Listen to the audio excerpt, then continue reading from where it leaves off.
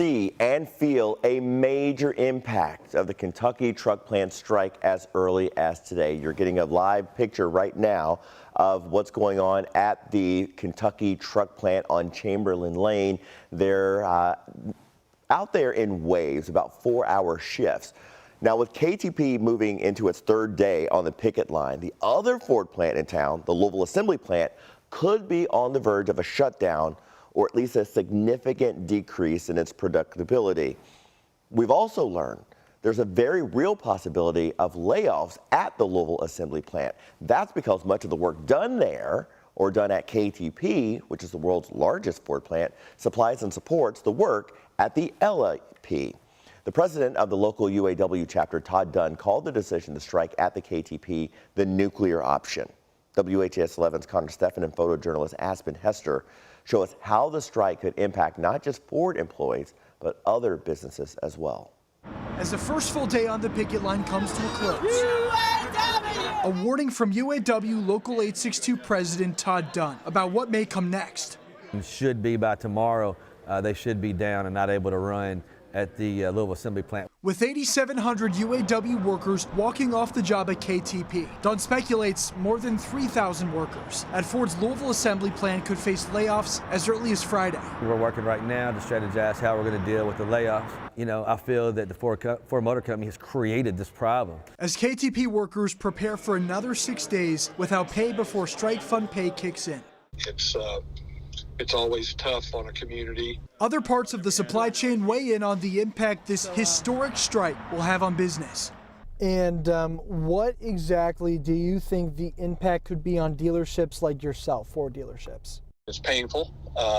You can imagine it has a complete impact on our business. Kevin Collins of Bill Collins Ford says the back and forth has slowed down about a quarter of business dealings, especially with this most recent move hitting so close to home. It's also being speculated there may be layoffs at LAP. Would that further impact the local community? Clearly, you know, is that going to impact another 5 or 10% on our business? Sure, it would have to. In Louisville, Connor Steffen, WHAS 11 on your side. And with production grinding to a halt, Ford executives say KTP strike will have serious consequences on Ford's workforce, suppliers, and dealers. They say because its plants are all interconnected, the strike at KTP is impacting at least 13 other plants nationwide. And that includes 4,600 non-striking workers. Right now, Ford says more than 16,000 workers have joined the picket line, but the walk-offs have impacted far more through strike-related layoffs. So far, the work stoppage at Michigan Assembly Plant and Chicago Assembly Plant have forced more than 13,000 layoffs so far at nearly 90 supplier sites. The fragile supply chain will be nudged further toward collapse with this strike at Kentucky Truck Plant. Now, the company also said it was shocked by the decision of the union to call the strike, saying it thought it was seeing improvement in negotiations. This software would put employees among the top 25% of all U.S. jobs, hourly and salary. And this last week, the two areas we were talking about, you're correct, was pensions and also the battery plants. And frankly, we thought we were making progress on both, and we're quite surprised at the escalation. Ford says if the company were to give in to all of the UAW's demands, it would jeopardize its ability to invest in the business and keep profits growing. Now, this morning at 10 o'clock, UAW President Shawn Fain is set to give an update on negotiations. We're expecting to learn where they stand and which plants may join the picket line next. Follow us online and on air at noon for those updates.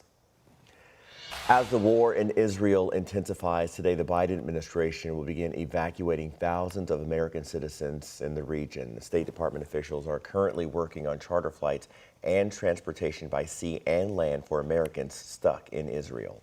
We're working hard on this. We know there's a demand signal out there, and we're going to try the best we can to meet it.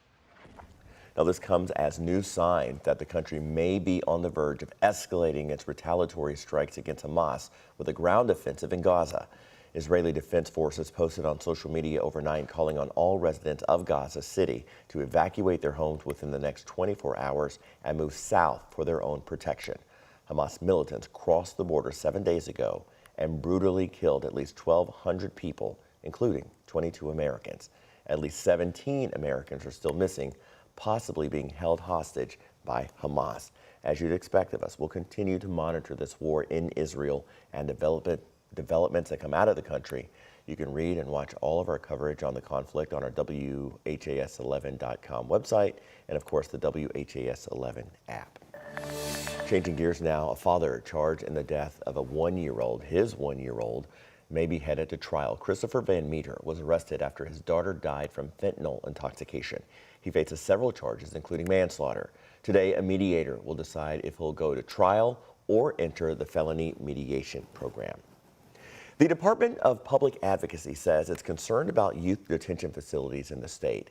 During a hearing in Frankfort, the department accused the Adair County Detention Center of violating policies for inmate treatment.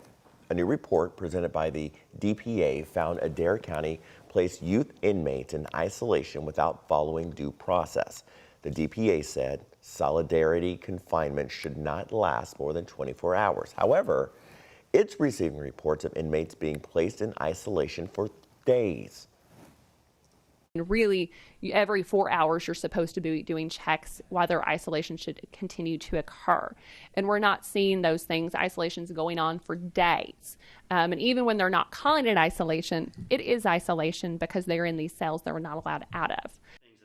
The Department of Juvenile Justice denied knowing about the incident cited. It claims isolation as described is not currently happening in youth detention facilities. Today kicks off GE Appliances Blue Wave. It's a global day of volunteerism. GE Appliances employees will fan out across our community to work at several local nonprofits here in the city. The events include a fall picnic lunch and outdoor festival for adults in recovery at Wellspring. That starts at 10 o'clock at the Deer Park Baptist Church, which is on Bardstown Road. GE is also partnering with JCPS to supply appliances for school laundry centers on some campuses.